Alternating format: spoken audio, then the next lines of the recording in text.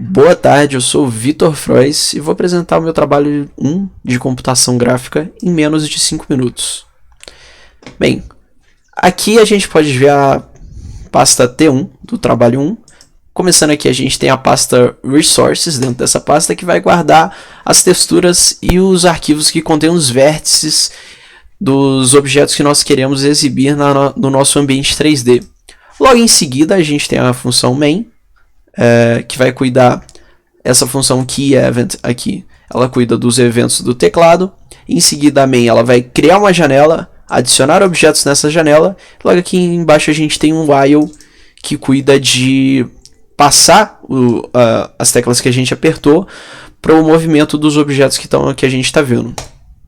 Logo em seguida a gente tem a função environment, que vai cuidar de armazenar todos os vértices e mandar as texturas dos objetos que nós lemos para o próprio ambiente e também exibir a janela, cuidar desse tipo de coisa. A função glObject, que cuida de objetos do OpenGL.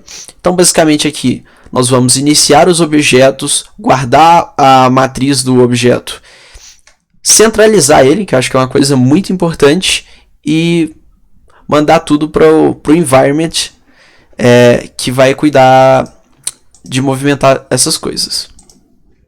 A gente tem o logger helper, isso aqui é mais uma função para debugar, que ajuda a ver as coisas, o que está acontecendo certinho.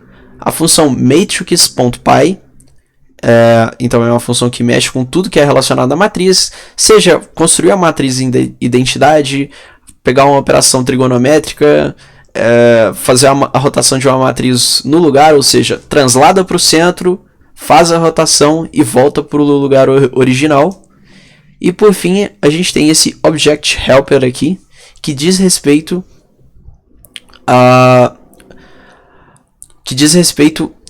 às funções que vão ler um arquivo para mandar um modelo de um objeto e também para carregar a textura de um objeto. Vamos para uma parte interessante, legal aqui agora, que é como que eu garanto que o meu objeto está sempre nos limites entre -1 e +1. Então vamos imaginar que nós temos esse cubo que tem exatamente as coordenadas de -1 a +1, e para eu garantir que o meu objeto esteja sempre nesses limites, eu poderia simplesmente pegar todos os vértices, multiplicar pelas matrizes de transformação que estão existindo e checar se os vértices estão sempre nesse intervalo. Mas isso é muito custoso. Então, o que eu fiz para solucionar esse problema foi: eu peguei e envolvi o objeto em um retângulo imaginário. Ou seja, eu peguei 8 vértices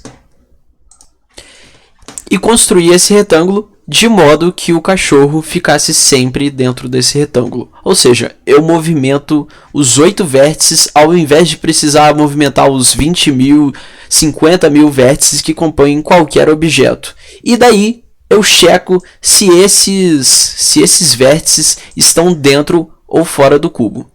E assim eu consigo verificar se o objeto está saindo ou não dos nossos limites. Vamos ver a simulação então como fica, vamos ver o programa. Aqui eu tenho então meu cachorrinho rodando. Tem também essa caixa linda, esse container, esse copo e por fim o monstro. Então eu vou aumentar o monstro aqui para a gente ter uma ideia de como funciona as funcionalidades que tem. Então eu consigo aumentar e diminuir, como vocês já viram. Consigo aumentar e aqui quando ele chega perto de um limite dessa caixinha imaginária que eu citei, ele vai dar um bounce back, né? Ele vai ser projetado na direção contrária. Então se a gente parar o monstro aqui para a gente ver, eu consigo apertar P para ver a forma poligonal, os vértices do monstro. E também eu consigo apertar V para mudar entre a magnificação linear e a nearest. Eu acho que o efeito é pouco e dá para ver só se der uma aproximação muito grande. Mas basicamente foi esse meu trabalho de CG. Muito obrigado.